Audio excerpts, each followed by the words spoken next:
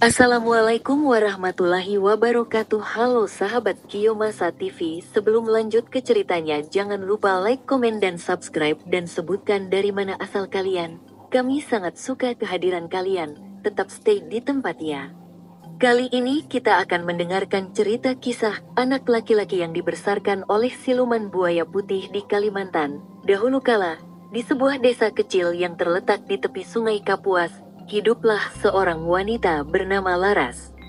Ia adalah seorang janda muda yang kehilangan suaminya saat melaut.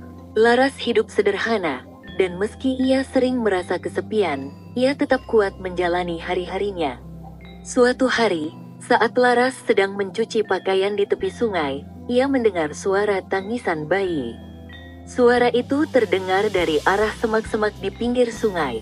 Dengan hati-hati, Laras menghampiri sumber suara. Betapa terkejutnya ia saat menemukan seorang bayi laki-laki yang diletakkan di dalam keranjang rotan. Siapa yang tega meninggalkan bayi ini di sini? Pikir Laras.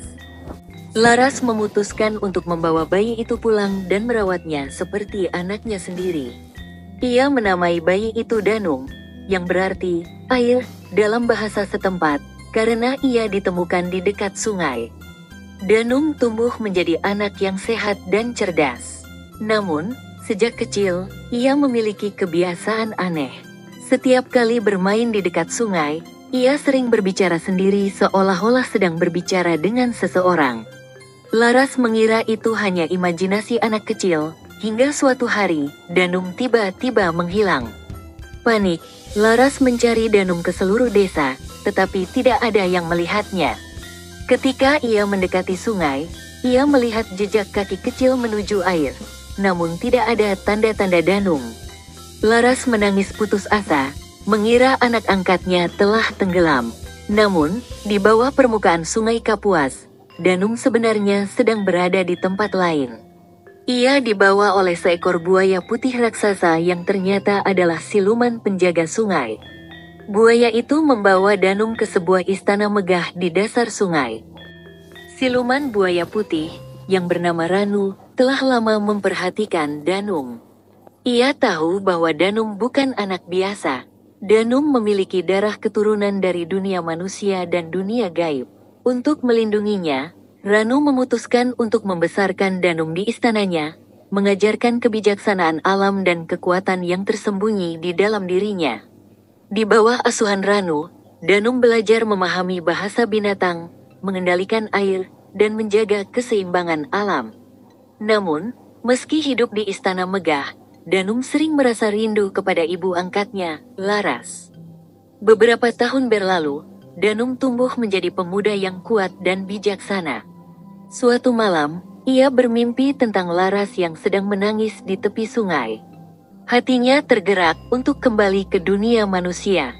Ia pun meminta izin kepada Ranu. Ranu, terima kasih telah merawatku selama ini. Namun, aku tidak bisa melupakan ibu angkatku di atas sana. Izinkan aku kembali, pinta Danung. Ranu awalnya ragu, tetapi akhirnya mengizinkan Danung pergi dengan satu syarat. Jika kau kembali ke dunia manusia, ingatlah bahwa tugasmu adalah menjaga sungai ini. Jangan pernah mengabaikan keseimbangan alam, pesan Ranu. Danung pun kembali ke desa.